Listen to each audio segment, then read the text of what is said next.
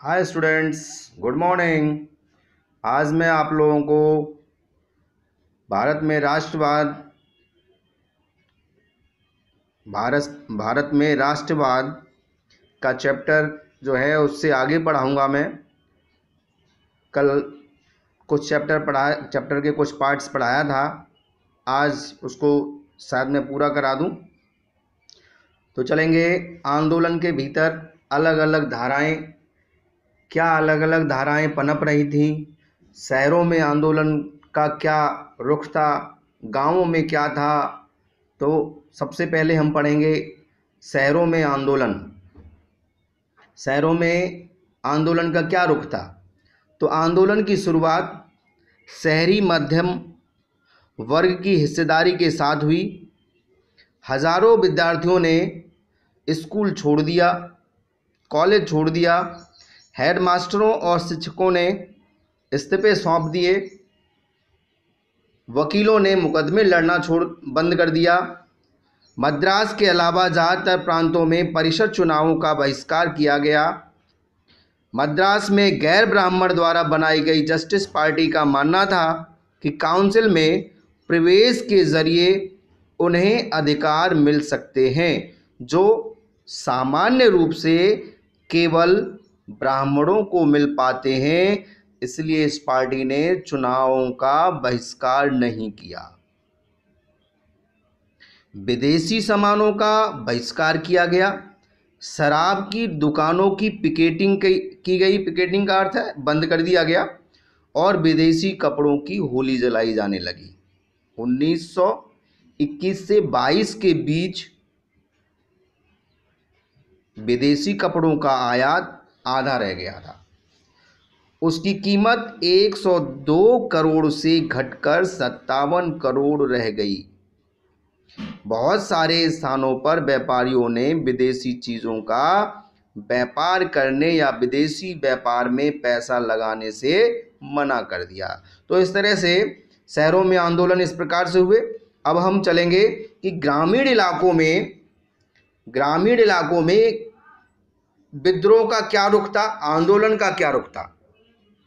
तो शहरों से बढ़कर असहयोग आंदोलन देहात में भी फैल गया था। युद्ध के बाद देश के विभिन्न भागों में चले किसानों व आदिवासियों के संघर्ष भी इस आंदोलन में समा गए।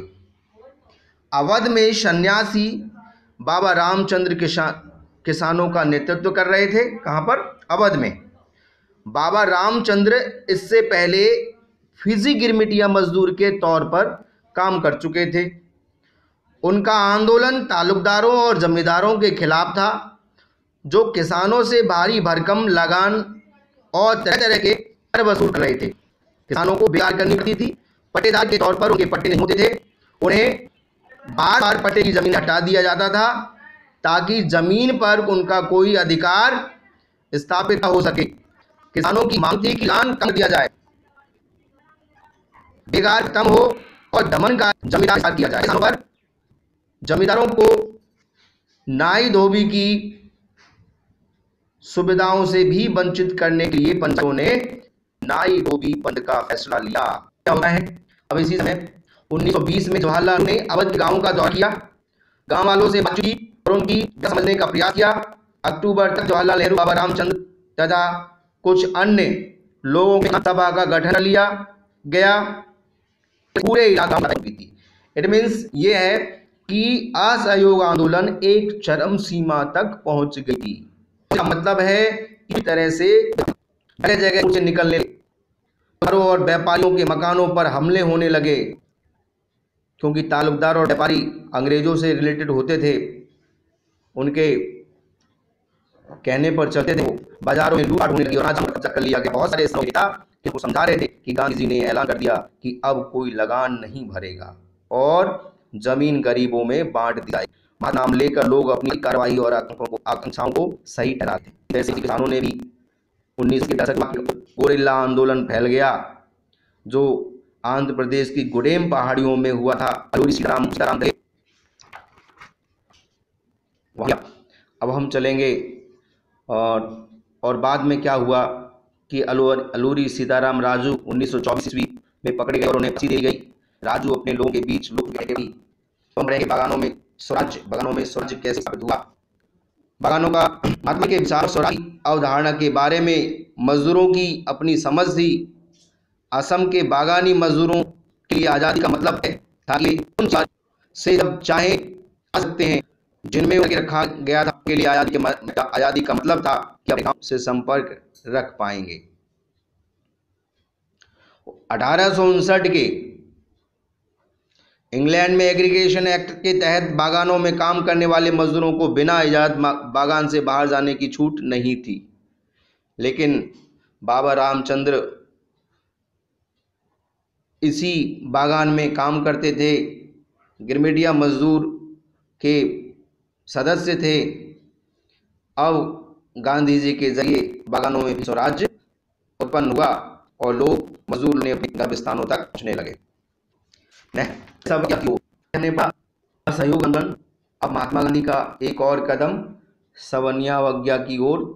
किस तरह से नमक आंदोलन बनता है और कैसे आगे लिखा तैयार होता है, वो पढ़िए। फरवरी 1922 में महात्मा गांधी ने असहयोग आंदोलन वापस लेने का फैसला कर लिया। उनको लगता कि आंदोलन हिंसक होता जा रहा है, सत्याग्रहियों को व्याख्या की जरूरत। कांग्रेस के नेता संघर्ष में चुनाव में हिस्सा लेना चाहते थे। ब्रिटिश नीतियों का सीआर दास और मोतीलाल ने परिषद वापस लौटने के लिए इसके भीतर ही स्वराज पार्टी का गठन कर डाला। जवाहरलाल नेहरू और शासन बोस जैसे युवा नेता ज्यादा उग्र आंदोलन और पूर्ण स्वतंत्रता के लिए दबाव बनाए हुए थे। 1920 से कृषि उत्पादन गिरने लगी थी और जो इसके बाद तो पूरी तरह तो अपने पड़ने लगा। 1930 तक मीड इलाके भारत तक गुजरने लगे। इससे 28 में जब साइमन कमीशन भारत पहुंचा तो उसका स्वागत साइमन कमीशन गो बैक किया गया। कांग्रेस और मुस्लिम लीग सभी पार्टियों ने प्रदर्शनों में हिस्सा लिया। इस विरोध को शांत करने के लिए अक्टूबर 1929 ईस्वी में भारत के डोमिनेंस अब्दुल मोल सा ऐलान किया। उन्होंने इस बात की समय सीमा नहीं बताई, संविधान के बारे में चर्चा करने का सम्मेलन आयोजित किया। अब आगे क्या होता है? जब कोई सदस्य शासन में भारतीय सदस्य को नहीं दिखाया गया या नहीं थे तो उन्हें 1930 ईस्वी में जवाहरलाल नेहरू कांग्रेस ने पूर्ण स्वराज की मांग को औपचारिक रूप से मान लिया गया कि स्वतंत्रता दिवस के रूप में मनाया जाएगा और उस दिन लोग पूर्ण स्वराज के संघर्ष की शपथ लेंगे। इसको एकजुट करने के लिए प्रतीक दिखाई दिया। 31 जनवरी 1930 को उन्होंने इस मांगों का ऐसे कुछ से जुड़ी मांगों के लिए नमक का खत्म करके भी इस्तेमाल करते थे। यह भोजन का एक अभिन्न हिस्सा था, इसलिए नमक पर कर और उसके उत्पादन पर सरकार तैयार नहीं थे।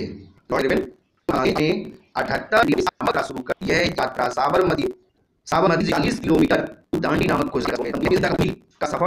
गांधी जी जहां भी रुकते हजारों लोग उन्हें सुनने आते। इन सभाओं में गांधी जी ने स्वराज का अर्थ स्पष्ट किया। कहा मुझे पानी बाल करना यह कानून ब्रिटिश कानून का उल्लंघन। और यहाँ पर फिर नमक हजारों ने नमक का सरकारी नमक कारखानों के सामने प्रदर्शन किए। किसानों ने लान और चौकर झुकाने से इनकार कर दिया। गांव में अनाज कर्मचारी इस्तीफे वन कानून घुसने लगे। तो ये नमक आंदोलन था। आंदोलन को कैसे गांव में किसान समूह गुजरात परेशान थे। जब उनकी लगान खत्म होने लगी तो उनके लिए सरकारी लगान चुकाना नामुमकिन हो गया। सरकार लगान का संपन्न आंदोलन का बढ़ चढ़ करके समर्थन किया। उन्होंने अपने समुदायों को एकजुट किया और कृषकों का बहिष्कार के लिए मजबूर किया। उनके लिए स्वराज की लड़ाई भारी लगान के खिलाफ लगानों के खड़े बिना आंदोलन दोबारा सूरत से बहुत हिस्सा लेने से हिस्सा लिया था लोगों ने। दूसरे में ऐसा ही है, लोगों ने हिस्सा नहीं लिया। अब है सवर्ण सभी सामाजिक समूह स्वराज की अमूर्त धारा से थे। ऐसा ही वे उन पर कहने लगे और दलितों पर ध्यान तंत्रों से हुई थी। लेकिन महात्मा गांधी ने ऐलान किया कि आत्म को जा सकती है, यानी एक स्टूडेंट्स आपके तो आज ज़्यादा नहीं जाएंगे। दलितों के बारे में कल से पढ़ेंगे कि किस तरह अम्बेडकर ने दलित वर्ग एसोसिएशन का गठन किया और कब क्या कुछ किया वो हम कल के बताएंगे आपको। Thank you.